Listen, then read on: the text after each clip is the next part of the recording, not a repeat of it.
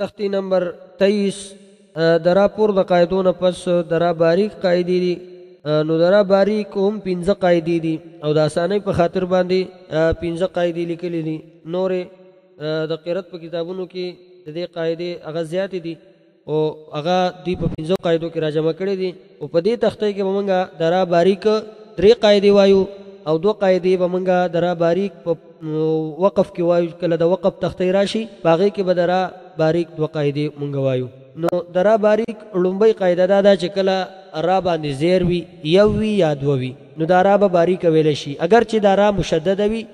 خو بیا به هم دا را باریک ویلی شي. لکه د هغې مثال والعصر عشرین تحرم بضر، دا مثالونه شو. او په دې کې به اجرا داسې کوئ چې دا را به باریک ویلی کېږي ځکه چې په دې را باندې زیر راغلی دی چې کله پې زیر وي او چې کله پې 2 زیر وي نو بیا به اجرا داسې کوئ دا را به باریک ویلی کېږي ځکه چې د را باندې 2 زیر راغلی دی. 2 نمبر قاعده د را باریک دا ده چې کله را ساکنه وي او د را ساکن نه مخکې زیر وي، د را ساکن نه مخکې حرف د لاندې زیر وي. خو په دې کې به دومره کوئ چې په دې کې دا بره کمې 3 او 4 نمبر قاعده دا به په دې کې جدا کوئ وباسئ به داسې به وایي چې کله را ساکنه 2 نمبر قاعده د را باریکې دا شوله چې را ساکنه مخکې حرف نه د لاندې زیر وي خو د را ساکن او د زیر په منځ کې الف نه.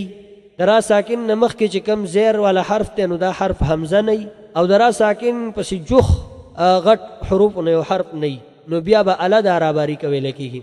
قاعده به داسې وایي چې کله را ساکنه وي مخکې حرف ته زیر وي خو دا زیر والا حرف حمزه نه ځکه که حمزه هغه تاسو مخکې وویلې چې د هغې هغه را هغه پور ویلی کېږي. دارنګې د را ساکنه وي او د مخکې زیر والا حرف وي خو د دې زیر والا حرف او د دې را ساکن په منځ کې الف نه ځکه که مخکې په منځ کې الف وي نو هغې قاعده مخکې تاسو ویله چې هغه پور ویلی کېږي. او دغه رنګې چې را ساکنه وي مخکې حرف ته زیر وي خو د را ساکن پسې وروستو جوخ غټ حرف نه راغلی ځکه د هغې قاعده تاسو ویلې ده چې هغه کله داسې راشي چې را ساکنه او وروستو ته جوخ غټ حرف نو هغه پور ویلی کېږي.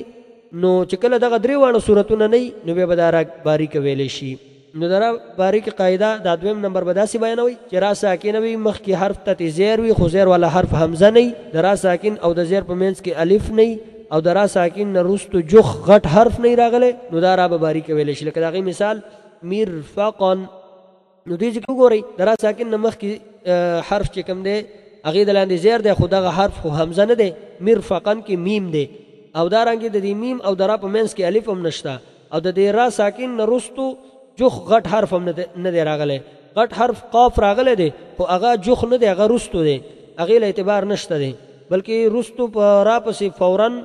متصل جوخ چې کوم دی کوم حرف راغلی دی هغه فا ده لکه مرفقا نو د دې وجې نه دا را چې کوم دی پور ویلی کېږي. دې کې به اجرا داسې کوئ چې را ساکن ده او مخکې حرف ته زیر دی نو دا را به باریکه ویلی شي. 2 مثال لکه نغفر لکم انذرهم او اجرا به همدغسې چې را ساکن ده او مخکې حرف د لاندې زیر دی دا را به باریکه ویلی شي. 3 نمبر قاعده د را باریک دا ده داسې به دا قاعده وایي چې د مجرې حرا به باریکه ویلی شي د مجرې حرا به باریکه ویلی شي دا قاعده شوه. او ورسره به دا زیاتی خبره کوي چې د مجرې حرا به باریکه ویلی شي او په دې کې به اماله کېږي. اماله څه ته وایي چې د زبر د کړه زبر او د کړي زیر په منځ کې ویلی شي. لکه ګورئ کړه زبر چې په را باندې کله کړه زبر راشي مثلا نو بیا به څنګه وی را کړه زبر را ویلی کېږي او که خالص زیر پې وایو کړي زیر پې وایو نو را کړي زیر ری ویلی کېږي. نو د را او د ری په منځ کې به څنګه وی ری به وی را به نه وی را او ری د دې منځ حالت به څنګه را او ری منځ حالت به داسې ری نو دې ته اماله وی.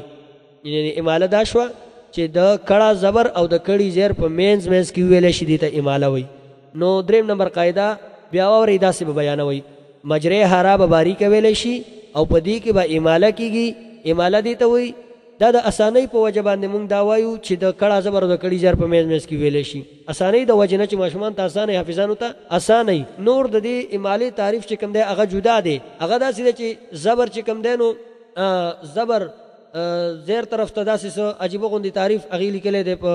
قرات کتاب کې چې زبر زیر طرف ته مایل کول کړه زبر کړي زیر طرف ته مایل کول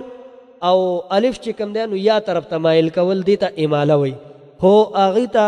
اسانه په خاطر باندې دا سوای چې د کړه زبر او د کړي زیر په مینز کې ویل شي نو دي ته اماله وي نو قاعده به داسې بیان کوي چې د مجرې حرا به باریک ویل شي او په دې کې به اماله کیږي اماله دي ته وي چې د کړه زبر او د کړي زیر په مینز کې ویل شي دا